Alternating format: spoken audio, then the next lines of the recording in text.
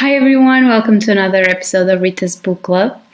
This week, and keeping in theme with a post-Valentine's Day book review, I'm talking about The Love Hypothesis by Ali Hazelwood. I found out about this book through Instagram since everyone that I follow on my book club account was talking about it or mentioned the book before. I was just curious to read it, and after reading The Killing Type, I needed something light and sweet.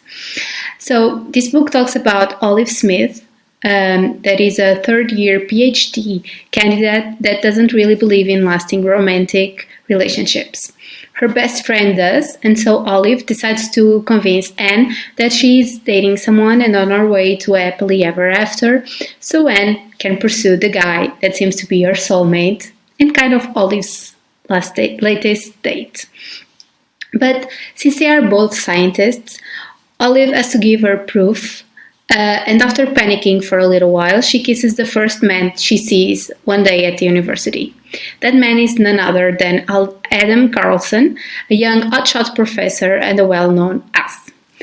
Which is why Olive is very surprised when Adam agrees to keep her charade a secret and be her fake boyfriend. Through their fake relationship, they learn more about each other, and when Olive needs his support when a big science conference goes a bit crazy, Adam steps up to the challenge. Pretty quickly, Olive realizes that maybe their little experiment feels dangerously close to combustion, and that the only thing more complicated than an hypothesis on life is putting her own heart on the line. When I was about to start this book, I saw a review online that said that this book was definitely the story of a grumpy kitten and a ball of sunshine. And hell yes, it is, because that's definitely the best description for the two main characters.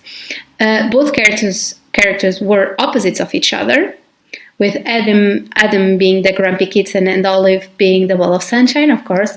But they are so surprising to the reader when we get to see them and see their own personal traits outside of the stereotypical personality traits that we learn about them in the beginning. Adam is very smart and funny, supportive, and will do anything for science and his students, even ask them to redo all their work, even though they don't understand why. And Olive is driven and so hilarious. Her ability to make fun of Adam or make him open up was very subtle, and her loyalty to her friends was pretty amazing. But what inspired me the most about Olive was the fact that she didn't gave up on her dream and spoke her mind when needed. I also really loved their respective best friends. Anne and Malcolm were a riot, and Anne really helped out with those awkward moments between Adam and Olive. And then, of course, sweet Holden. He was so loyal to Adam. It was such a joy to see him as a character. Of course, this is your typical rom-com or fake dating alternate universe.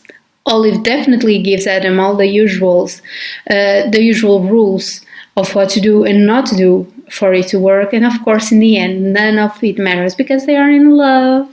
So it's all very sweet. Of course, there are some heavier moments with the talks about cancer and abuse in science from superiors. But these issues are put very nicely in the story to express a point of view or show Olive's perseverance. So it didn't bother me that there were some darker moments. Also, big kudos to the author that is also a scientist. I was always told that in order to write a book, we should write about what we know. And I'm so happy that Ali brought this theme into her books. Sure, I didn't understand some of the references being used because I'm not a very good sciencey person, but I absolutely loved that their flooding was done with science. It was so funny and a different thing to read in a book. It can be cool and sexy too. So it was really, really nice to have it. I also really loved the chapter starting with the little hypothesis because it was honestly chef's kiss to me. It gave us an idea of what the chapter was about, which is really cool. And it brought me back to those short times where I had to write papers for university like this. So honestly, I can't wait to read the new book that this author is going to release soon. I just think I fell in love with science through this experience, and we all need more light and funny books about love. As always, if you like this video, please like, comment, and subscribe to my channel. You can also follow me on Instagram at Rita's Book Club for more content. Thanks for watching and see you next week. Happy readings!